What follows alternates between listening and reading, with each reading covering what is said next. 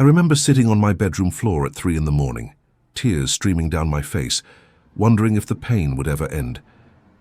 "Please," I whispered into the darkness, "just give me a sign that things will get better." And you know what?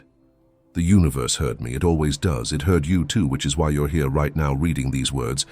This isn't a coincidence. Nothing ever is. Before we dive deep into this journey together, I need you to do something for me, for yourself and for everyone else who needs to hear this message.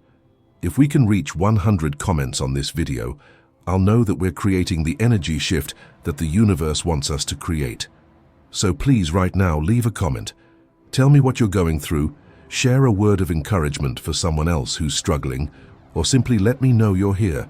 The universe only asks one thing from you: to continue receiving its guidance. Participate, engage, be present. And please, subscribe to this channel and watch until the very end. YouTube's algorithm rewards those who stay, who commit, who show up fully. When you subscribe and watch completely, you're telling the platform and the universe that you're ready to receive more of this guidance, more of these messages that are meant specifically for you. You'll be notified first, you'll be remembered first, and you'll receive the blessings first. We need to hit this goal together to keep bringing you the inspiration, the hope, and the universal wisdom that can transform your life. Now let me tell you why you found this video today. My name is Sarah, and 5 years ago I was convinced that my life was over. I had lost my job of 12 years due to company downsizing. My marriage of 15 years was crumbling, held together only by habit and fear of change. My bank account was nearly empty, and I was battling depression so severe that getting out of bed felt like climbing a mountain. Every morning, I would wake up with this crushing weight on my chest, this voice in my head telling me that I was a failure, that I had wasted my life, that there was no point in continuing. I felt abandoned by everything and everyone, including God, including the universe, including whatever higher power people talked about. But here's what I didn't understand then, what I'm going to share with you now. That difficult phase, that dark night of the soul, was actually the universe preparing me for the most incredible transformation of my life. The breakdown was necessary for the breakthrough. The emptying was necessary for the refilling. The darkness was necessary to help me appreciate the light that was coming. And the same is true for you right now, in whatever you're facing. Let me explain something crucial about how the universe works, something that changed everything for me. The universe doesn't punish you with difficult times. It doesn't abandon you when things get hard. Instead, it's constantly working behind the scenes, rearranging circumstances, aligning energies, and preparing pathways that you cannot yet see.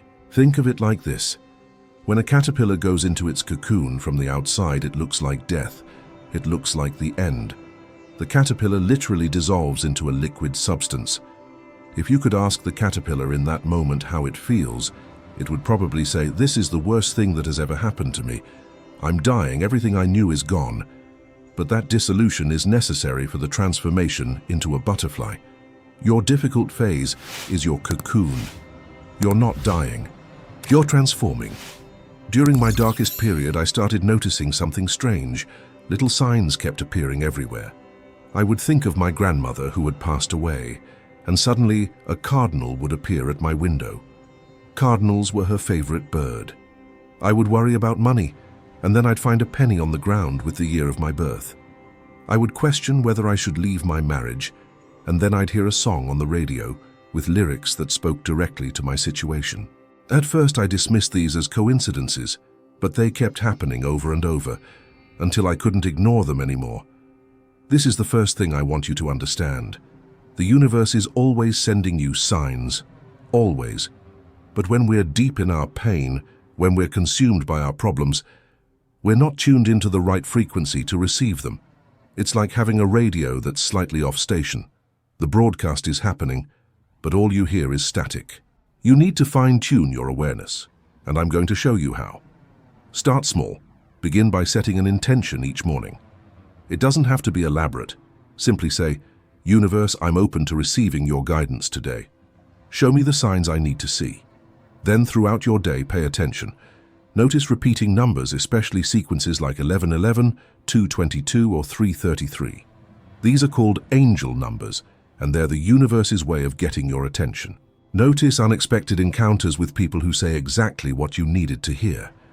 Notice songs, books, or social media posts that seem to speak directly to your situation.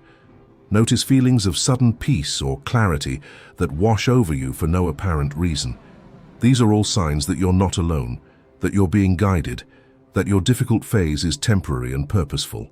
Now let's talk about why you're in this difficult phase in the first place. I know it's hard to hear this when you're suffering, but please stay with me. Sometimes the universe allows us to go through challenges because we've outgrown our current situation, but we're too afraid or too comfortable to leave on our own. It's like when you're wearing shoes that are too small but they're your favorite shoes, so you keep squeezing your feet into them even though they hurt. Eventually you'll get blisters so painful that you have no choice but to take them off and find shoes that actually fit. That job I lost? I had been miserable there for years, but the paycheck kept me trapped. That marriage that was ending. We had stopped growing together years ago, but fear of being alone kept me from facing the truth. The universe had to create circumstances uncomfortable enough to force me to make the changes I was too scared to make myself. This doesn't mean your pain isn't real or valid. It absolutely is.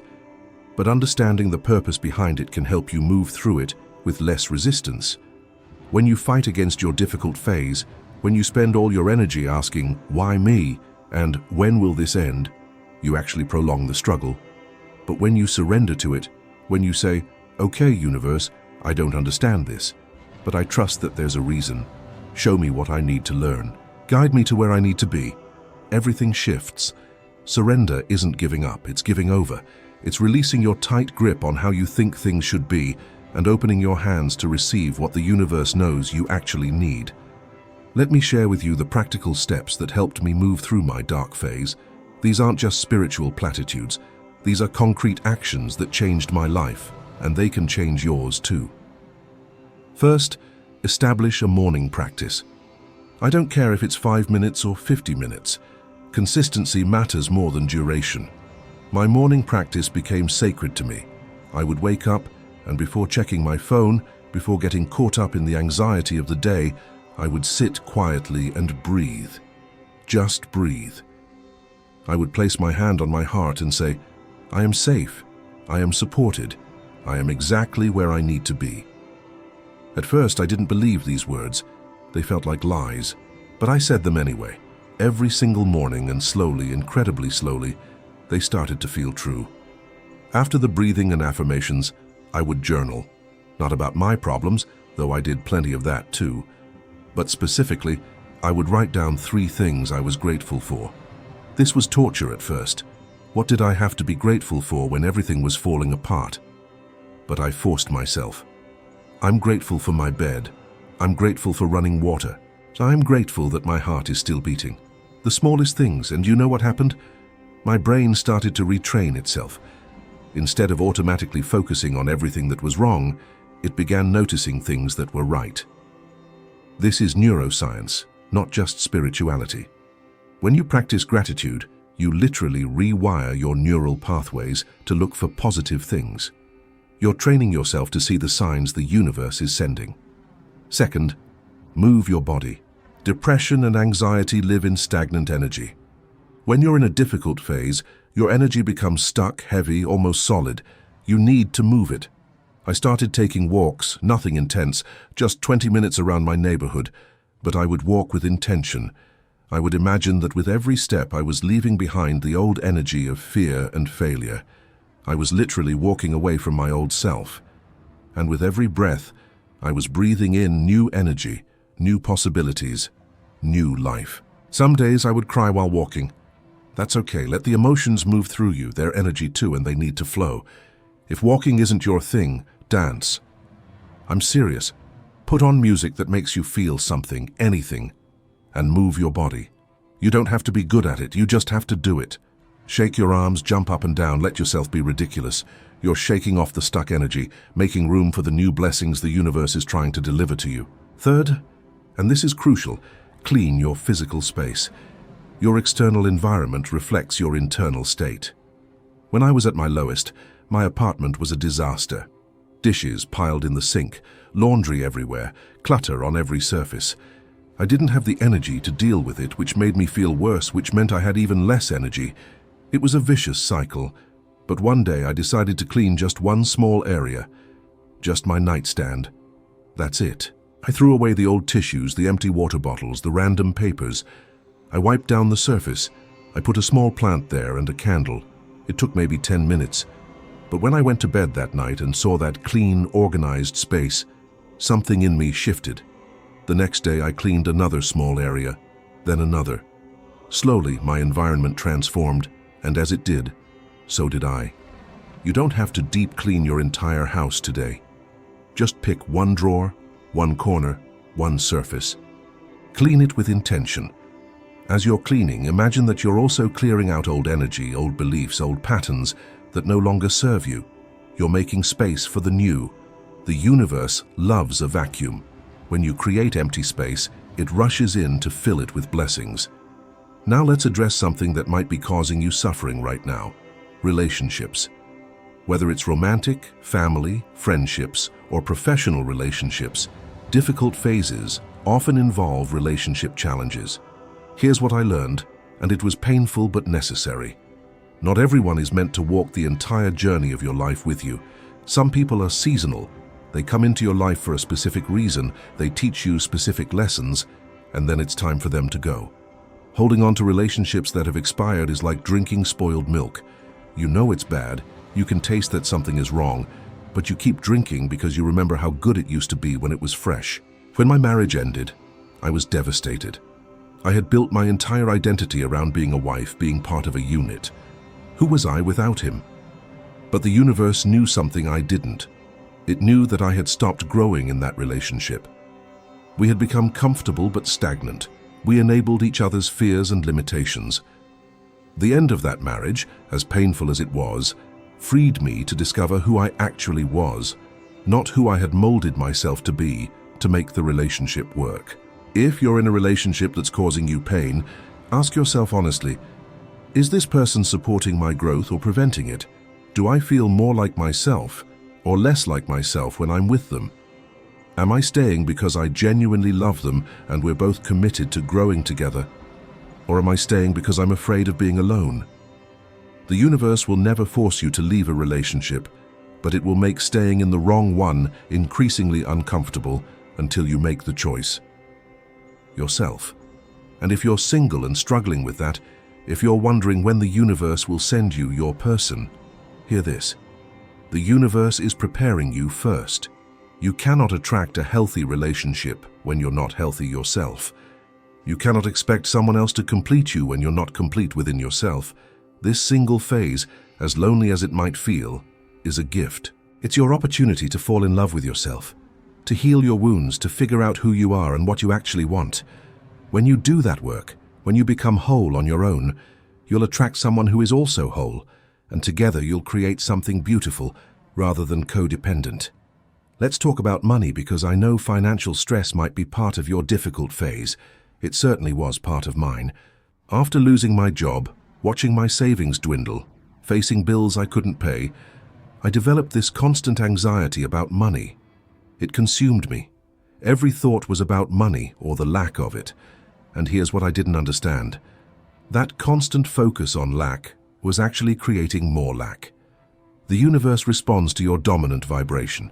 If your dominant vibration is fear and scarcity, you'll keep experiencing circumstances that generate more fear and scarcity. It's not punishment. It's just law, like gravity. So I had to shift my relationship with money, and it wasn't easy.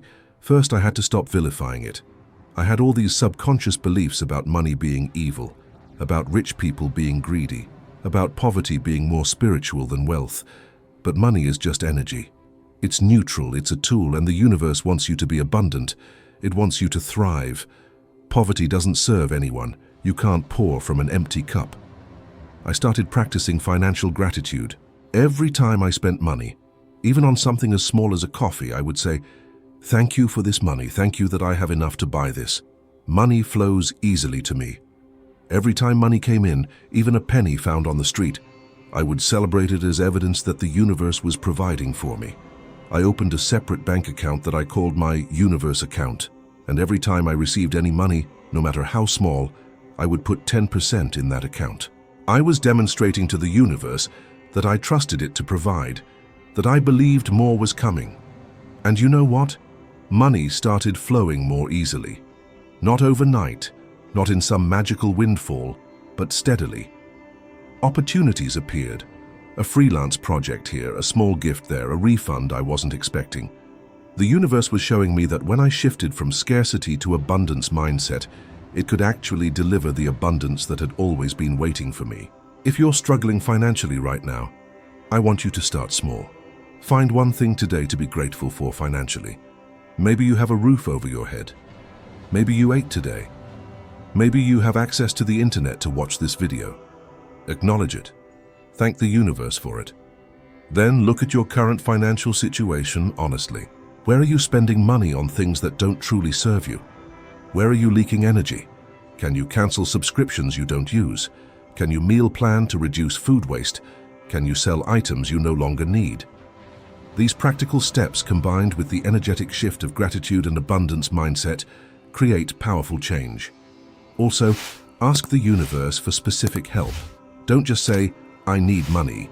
Say, "Universe, I need $1,200 for my rent by the end of this month. Please show me the path to receive this. Open my eyes to opportunities. Guide me to the resources I need." Be specific, then stay alert.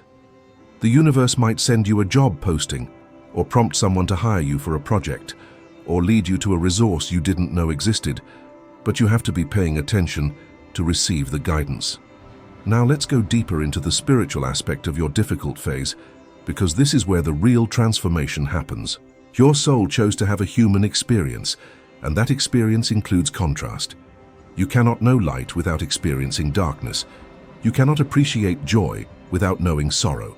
You cannot understand your strength without facing challenges that require you to use it. This difficult phase isn't happening to you, it's happening for you. Your soul is using this experience to evolve, to learn, to expand. I know this might be hard to accept when you're in pain. You might be thinking, "I didn't sign up for this, I don't want to grow, I just want the pain to stop." I understand. I felt that way too. But here's the truth that eventually brought me peace. Your soul did sign up for this. Before you incarnated into this physical body, your soul looked at the lessons it needed to learn in this lifetime, and it chose experiences that would provide those lessons, not as punishment, but as curriculum. You're in soul school, and right now you're taking an advanced class. What is this difficult phase teaching you? Is it teaching you resilience? Is it teaching you to value yourself instead of seeking validation from others? Is it teaching you to trust your intuition? Is it teaching you to set boundaries? Is it teaching you to surrender control? Is it teaching you compassion for others who suffer? Sit with these questions. Journal about them. The answers will reveal the purpose of your pain, and when you understand the purpose, the pain becomes more bearable. Meditation became my lifeline during this time, and I want to encourage you to develop a practice if you don't already have one. It doesn't have to be complicated. You don't have to sit in lotus position for an hour chanting in Sanskrit. Meditation is simply the practice of quieting your mind enough to hear the voice of your soul and the whispers of the universe. Start with just 5 minutes. Sit comfortably, close your eyes, and focus on your breath. When thoughts come, and they will, don't fight them. Just notice them and return to your breath. That's it. That's meditation. As you develop your practice, you'll start to notice something amazing. In the stillness, insights come, solutions appear, peace descends. You'll begin to feel connected to something larger than yourself, something that loves you unconditionally and is always guiding you toward your highest good. This connection is what the universe wants you to feel. It's always been there, but your busy, anxious mind couldn't access it before. Meditation clears the channel.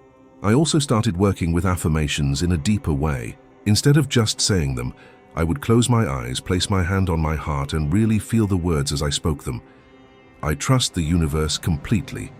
I know I am being guided. I am safe even when I don't understand. This difficult phase is temporary, and it's preparing me for something beautiful.